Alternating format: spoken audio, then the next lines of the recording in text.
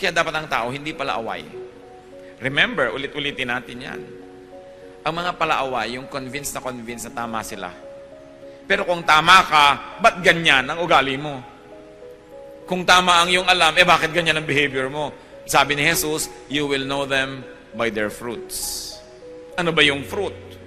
Ano ba yung fruit lagi ng Spirit? Joy, peace, love, di ba? Forgiveness, understanding. Pagka hindi ganun ang dinudulot sa inong karunungan mo, huwad na karunungan yon. Mabuti pa hindi ka na lang natuto. Ang mga tao naman parang bata, you can make them do anything so long as you play with them first. So bakit hindi ka muna makipagkaibigan?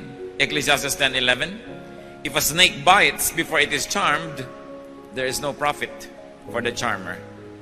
So kailangan mapaamo mo muna, mapasunod mo muna yung ahas bago mo siya hayaang makatuklaw sa'yo. So yung mga tao rin, imbes tinutuklaw-tuklaw ka, why don't you charm them?